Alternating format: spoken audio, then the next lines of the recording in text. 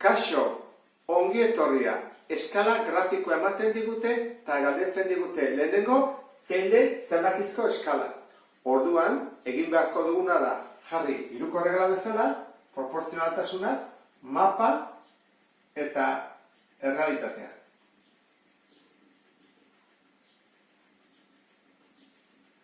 Proportzio bat lortzen dugunean, beste datuarekin hiruko erregla egingo genuke. Orduan, eskala grafiko honetan, hau badakigu hemendik honea 100 metro direla, 200, 300, 400 metro. 100 metro neurtu beharko genuke erreglarekin zenbat den, zenbat dagokion hemendik honea zentimetro bat denez, jarriko genuke zentimetro bat, 100 metro.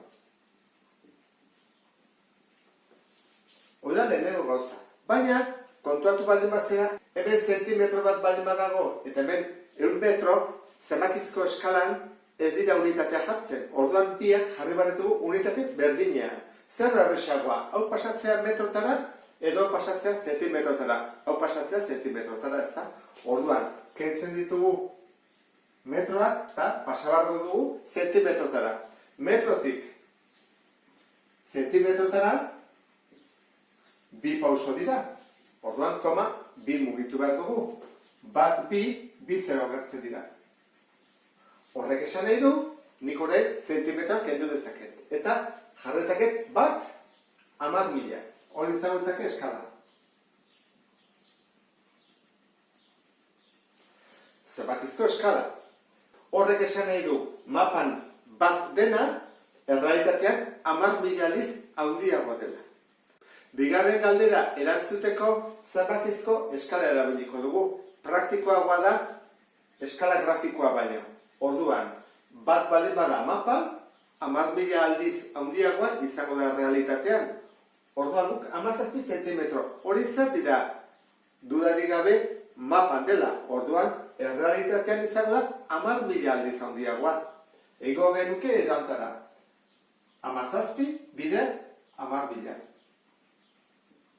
Hiruko erregla erabiliko bagenu, jarriko genuke horrela. 17 zentimetro, 17 bider 10.000. Ikusten duzu, ezta? Orduan, nola egiten da biderketa hau? Lau zero dituenez, hemen koma lau mugitzen da. Bat, bi, hiru, lau. Urreko pausoa. Hauek zentimetroak baldin badira, zentimetroak zirelako, orain, pasabar dugu hau, metrotara ez, baizik kilometrotara egokiagoa dela. Kilometro, hektometro, dekametro, metro, dezimetro, zentimetro. Bat, bi, hiru, lau, bost.